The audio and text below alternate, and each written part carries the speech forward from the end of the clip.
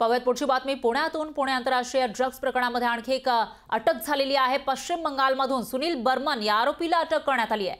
2 दिवसांपूर्वी बर्मनला संशयित म्हणून ताब्यात घेतलेलं होतं आणि त्यानंतर आता त्याला अटक केल्याची माहिती समोर येते। पुढील तपासासाठी बर्मनला पश्चिम बंगालमधून पुण्यात आणलं जात आहे। तर विश्रांतवाडी इथल्या गोदामावर पोलिसांनी छापा टाकलेला होता। 55 किलो ड्रग्ज जप्त केलं होतं। संबंधित गोदामाबाबतचा भाडे करार हा सुनील बर्मन याच्या नावावर होता अशी माहिती समोर आलेली आहे। त्यामुळे आता सुनील बर्मनला अटक झाल्यानंतर याचे धागे दोरे नेमके कुठपर्यंत गेले आहेत ड्रग्ज प्रकरणाचे ते समोर येऊ शकेल।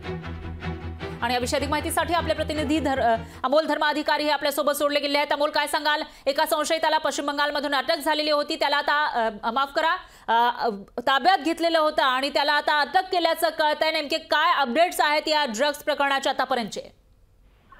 फरार 2 दिवसापूर्वी सुनील बर्मन याला पश्चिम बंगालमधून पुणे पोलिसांनी ताब्यात घेतलेलं होतं। हैदर या व्यक्तीशी त्याचा संबंध होता असा संशय पोलिसांना होता आणि त्यानुसार पोलिसांनी त्याला ताब्यात घेऊन पश्चिम बंगालमध्ये त्याची चौकशी केली। या चौकशी दरम्यान तो हैदरशी संबंधित असल्याचं आढळलं आणि 2023 मध्ये पुण्यातल्या कुरकुंभ भागामध्ये जिथं पहिला कारखाना सापडलेला होता तिथं तो आलेला होता। विश्रांतवाडीमध्ये जो कारखाना होता तो त्याच्या नावावरती करण्यात आलेला होता। त्यामुळे त्याचा जो भाडे करार आहे तो सुनील बर्मन याच्या नावावर केलेला होता। हे सगळं पोलीस तपासामध्ये समोर आल्यानंतर आता पोलिसांनी त्याला अटक केलेली आहे।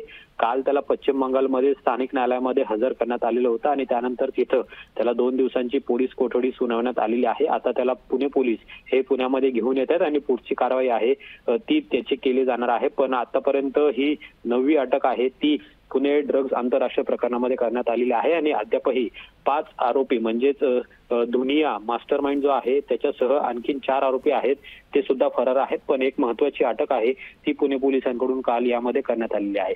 निश्चितच अमोल, धन्यवाद तुम्ही दिलेल्या या सविस्तर माहितीसाठी। या विषयाची अपडेट आपण तुमच्याकडून घेत राहूयात। लोकशाही मराठी ऐका, पहा, जागरूक रहा।